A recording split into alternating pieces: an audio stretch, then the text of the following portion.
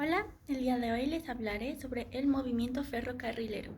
Este fue un movimiento revolucionario que se llevó a cabo en el siglo XX, para ser exactos en 1958. Un poco de contexto es que para este entonces el presidente de México era Adolfo López Mateos. Y si bien Porfirio Díaz dio el impulso al ferrocarril para que diera un crecimiento económico y comercial en México, había ciertos disgustos en los trabajadores. Y esto fue lo que originó este movimiento. Las principales causas de este movimiento es que los trabajadores ferrocarrileros buscaban igualdad, porque había puestos bien pagados y de cierta forma cómodos, pero estos eran destinados a estadounidenses, a personas norteamericanas.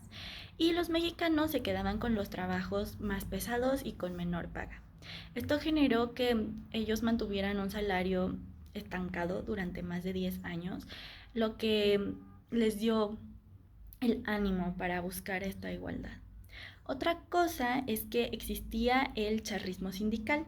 Esto quiere decir que el representante de su sindicato era electo por el gobierno, había un control gubernamental. Entonces, este realmente no velaba por sus intereses.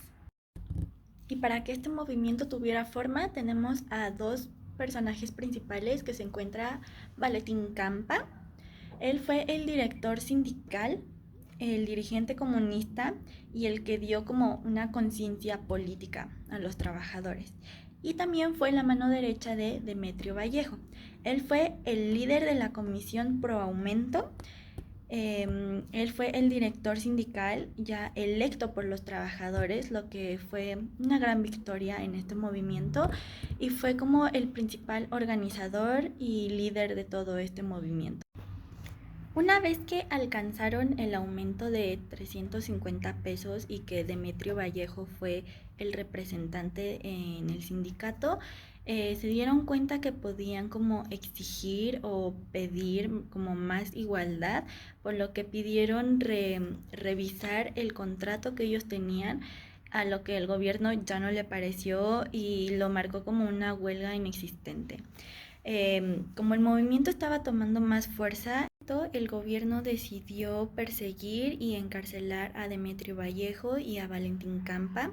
Estuvieron encerrados por más de 10 años hasta que salieron, pero para todo esto ya tenemos resultados de este movimiento.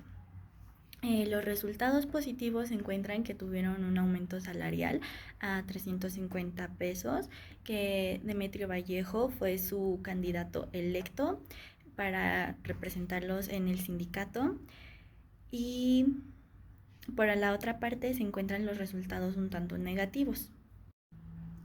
Entre estos se encuentran principalmente la represión de trabajadores que apoyaban a la huelga, el encarcelamiento de Demetrio y de Campa, el regreso de los charros como representantes sindicales y el despido, persecución y encarcelamiento de trabajadores. Considero que este movimiento fue un parteaguas para que distintos sectores de la población en México pudieran alzarse e informar al gobierno sobre la realidad en la que estaban viviendo. Porque un ejemplo se encuentra el movimiento médico, el movimiento estudiantil, incluso años después se vería lo que es el movimiento zapatista. Lo que todos estos movimientos junto con el ferrocarrilero tienen en común es que eh, las personas participantes solamente buscaban que el gobierno hiciera valer sus derechos, porque de una u otra forma estos no estaban siendo respetados. En este caso, pues se le estaba dando prioridad a personas trabajadoras, pero que no eran mexicanos, y a los mexicanos se les estaba discriminando e incluso yo diría que explotando, porque eran jornadas muy largas con una paga que apenas si les alcanzaba para vivir.